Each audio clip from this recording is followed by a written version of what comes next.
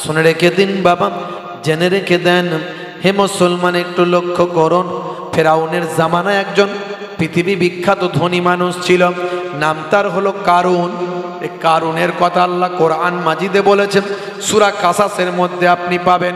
সেই কারুন হলো পৃথিবীর 1 নাম্বার ধনী বাবা। তৎকালীন যুগে তার থেকে বড় ধনী পৃথিবীর জমিনে আর কেউ নাই। হে মুসলমান, একটু লক্ষ্য করুন। তার ভাই আমার মাল সম্পদের যত সোনা দানা গয়না, যত ভাই আমার মূল্যবান ভাই আমার পাথর, ডায়মন্ড, হিরে, প্রবাল, যত মণিমুক্তা ছিল সেগুলো সিন্ধুকে রাখা ছিল। এই সিন্ধুকে রাখার পরে তার সিন্ধুকের চাবিগুলোর এত ওজন ছিল, সিন্ধুকের চাবিগুলোর এত ওজন ছিল, সেই ওজনওয়ালা চাবিগুলো বহন করার জন্য একদল শক্তিশালী মানুষকে রাখা হয়েছিল। সেই শক্তিশালী মানুষগুলো সিন্ধুকের চাবিটাকে বইতে ভাই আমার কষ্ট বোধ করত।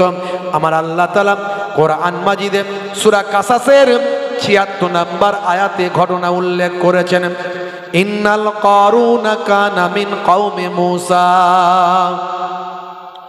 ফাবাগা আলাইহিম ওয়া আতাইনাহুম মিনাল কুনুজ মা ইন্না মাফাতিহাহু লাতানু বিল উসবাতি উলিল কুওয়াতি ইয ক্বালা লাহু কওমুহু লা তাফরাহ ইন্নাল্লাহা লা ইউহিব্বুল ফারিহিন।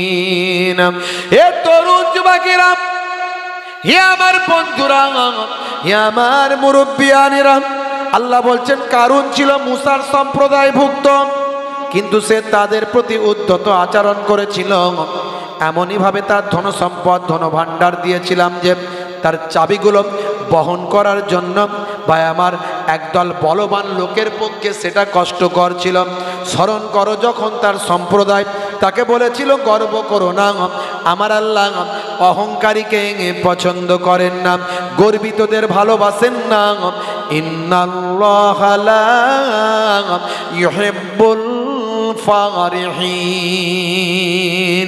হে তরুণ যুবকেরা, সে কারুন ছিল বিশাল সম্পদের অধিকারী। হযরতে মুসা নবীর জামানায় নামাজ ছিল, যাকাত ছিল। মুসা নবী মাঝে মাঝে যখন কারুনের সঙ্গে দেখা হতো, কারুনকে বলতো, কারুন যাকাতটা দাও, তুমি এত সম্পদের মালিক, যাকাত আল্লাহ দিয়েছেন এই জন্যে ধনীরা গরিবদের যাকাত দেবেন, আর গরিবরাও এক সময় বড় লোক হবেন, যাতে করে সমাজের বুকে গরিব যাতে না থাকে।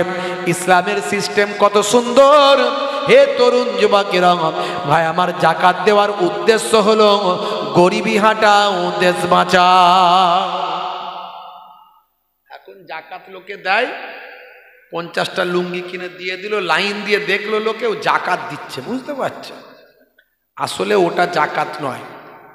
যাকাত হলো আপনার অর্থটাকে আপনার নিকটস্থ মানুষকে এমনভাবে দেবেন যাতে করে সে বড়লোক হতে পারে, আগামী দিন সেও যেন যাকাত দেনেওয়ালা হয়ে যায়। দেখেছেন? হে তরুণ যুবকেরা, হে আমার বন্ধুরা, হে আমার মুরব্বিয়ানেরা, শুনে রেখে দিন, জেনে রেখে দিন, কারুনকে যখনই বলে যাকাত দেওয়ার জন্য, কারুন তখনই চিন্তা করে সর্বনাশ, আমি যাকাত দিতে পারবো না, এত টাকার সম্পদের যাকাত কত টাকা হবে, আমার অর্থ কেন আমি মানুষকে দেব? প্রচন্ড কৃপণ ছিল। মুসা নবী যখনই দেখা হতো বলতো কারুন যাকাত দাও।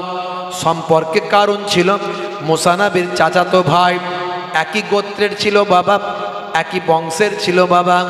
হে তরুণ যুবকেরা, মুসা নবীকে ভয়ও পেত, শ্রদ্ধাও করত, আবার অবজ্ঞাও করত। মুসা নবীকে মানত না।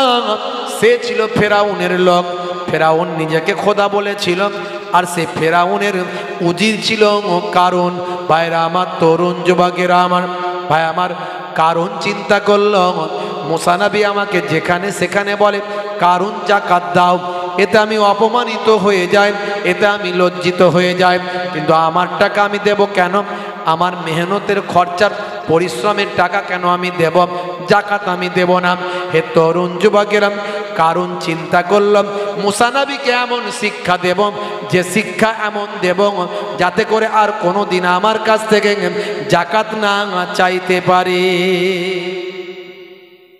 এমন শিক্ষা দেব মুসা নবীকে যাতে করে আর যাকাত কোনোদিন চাইতে না পারে। বুঝতে পারছেন?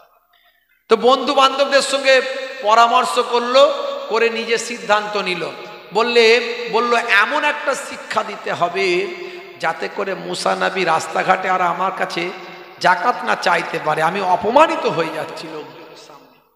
মুসা নবীকে এমন শিক্ষা দেব যাতে মুখ দেখাতে না পারে। হে তরুণ যুবকেরা, সেই জামানার সবচেয়ে বড় একজন বেশ্যা মহিলা ছিল, তার নাম হলো সাবজা। সাবজা ভাইরা আমার, তরুণ যুবকেরা, তার নাম হলো সাবজা। হে মুসলমান, একটু লক্ষ্য করুন, বর্তমান সময়েও লোকজন এই সমস্ত মহিলার নাম জানে কি জানে না। সাবজা ছিল সেই জামানার সবচেয়ে বড় বেশ্যা মহিলা, যাকে ভাই আমার ভালো ভাষায় বলা হয় পতিতা নারী। সুন্দরী নারী ছিল সে, পৃথিবী বিখ্যাত তৎকালীন যুগের। ভাই আমার বহু মানুষ তার কাস্টমার ছিল, যারা দুনিয়ার মায়া দুনিয়ার লোভে যারা মত্ত ছিল। বন্ধুরা আমার, তরুণ যুবকেরা আমার, হে জওয়ান যুবকেরা, হে আমার বন্ধুরা, হে আমার মুরব্বিয়ানেরা, শুনে রেখে দিন বাবা, জেনে রেখে দেন। হে মুসলমান, একটুখানি লক্ষ্য করুন। তখন কারণ চিন্তা করলাম এই সাবজাকে দিয়ে কোনো কাজ করতে হবে, তাই কারণ সাবজাকে ফিট করার জন্য সাবজার ভাই আমার ডেরাতে গেল।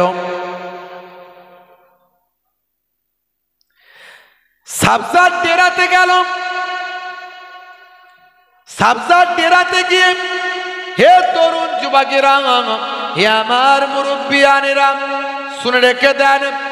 সাবজার সঙ্গে রাতটা কাটালো। সাবজার সঙ্গে রাত কাটিয়ে সাবজাকে বলল, এই নাও, তোমাকে আমি 5 লক্ষ দিরহাম স্বর্ণ মুদ্রা দিচ্ছি, তোমাকে একটা কাজ আমার করতে হবে। বলে কি কাজ? বলে মুসা নবীকে অপমান করতে হবে, শত শত লোকের সামনে তাকে বলতে হবে মুসা নবী আমার 1 নাম্বার কাস্টমার। এটা বলতে হবে যে মুসা নবী আমার 1 নম্বর কাস্টমার। এটা যদি লোকের সামনে বলে দিতে পারো, যা টাকা দিয়েছি তার থেকে আরো দেবো। দেখছেন? আচ্ছা, এই রকম মানুষ এখনো, এই রকম লোক একে অপরকে অপমান করার লোক আছে না নাই? কি করে অপমানিত করা যায়? চায়ের দোকানে বসে বসে গীবত শেখা।